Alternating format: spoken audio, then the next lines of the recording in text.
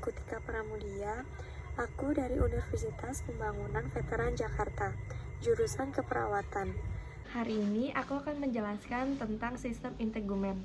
Ada yang tahu nggak sih sistem integumen itu apa? Sistem integumen ialah sistem organ yang membedakan, memisahkan, dan menginformasikan kita dari lingkungan sekitar.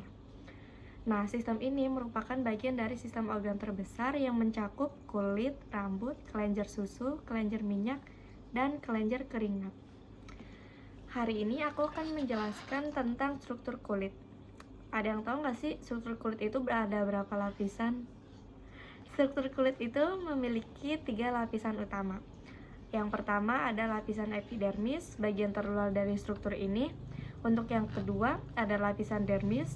Dan yang terakhir ada lapisan hipodermis atau biasa yang kita sebut dengan subkutan. Nah, lapisan epidermis ini ialah satu-satunya lapisan yang bisa kita lihat dengan mata kita dan disentuh.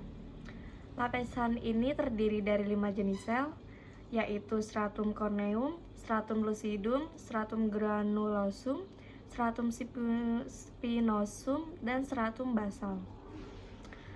Lapisan epidermis juga ada lapisan non-keratinosit, yaitu sel Langerhans yang mempunyai fungsi sebagai sistem pertahanan kulit yang juga membantu melindungi kulit dari patogen penyebab penyakit.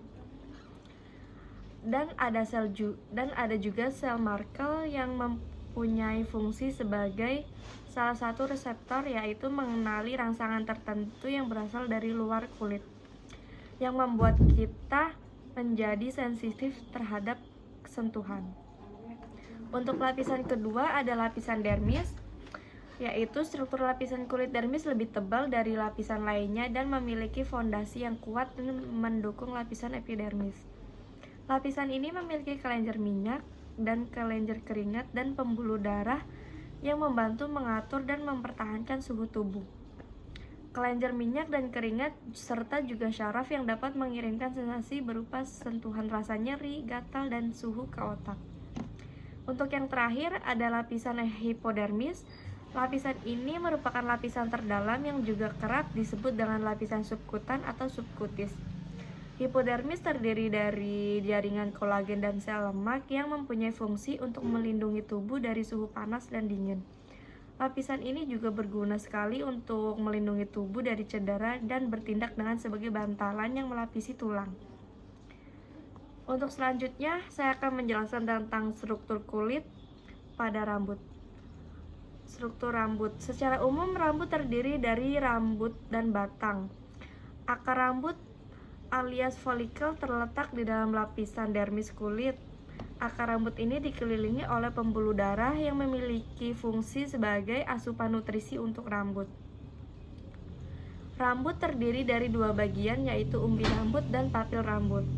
Umbi rambut adalah bagian luar dari akar rambut yang mana akan ikut tercabut jika kita mencabut rambut. Sedangkan papil rambut adalah bagian dari akar rambut yang akan tertinggal di dalam kulit meskipun kita mencabut rambut sampai ke bagian akar. Papil rambut inilah yang akan terus hidup dan menstimulasi pertumbuhan rambut. Namun demikian, papil rambut dapat rusak jika terkena arus listrik dan bahan kimia lainnya. Jika kita memotong rambut secara melintang, maka kita akan melihat 3 lapisan pada rambut. Lapisan terluar batang rambut ialah kutikula yang terdiri dari sel-sel keratin yang datar, pipi, dan saling menumpuk. Lapisan ini cukup keras dan berfungsi melindungi rambut dari kekeringan, serta masuknya senyawa-senyawa berbahaya yang dapat merusak rambut. Lapisan batang rambut yang kedua ialah korteks rambut. Lapisan korteks terdiri dari serabut polipeptida yang memanjang dan tersusun rapat. Sebagian besar lapisan korteks terdiri dari pigmen rambut dan rongga udara. Korteks inilah yang akan menentukan apakah rambut kita akan lurus, bergelombang, ataupun keriting. Lapisan terdalam dari batang rambut ialah medula. Lapisan ini terdiri dari 3 atau 4 lapis kubus yang berisi keratolin, butiran lemak, dan rongga udara. Lapisan medula hanya dimiliki oleh rambut tipe vellus. Demikian penjelasan dari saya. Sekian, terima kasih. Mohon maaf jika ada salah.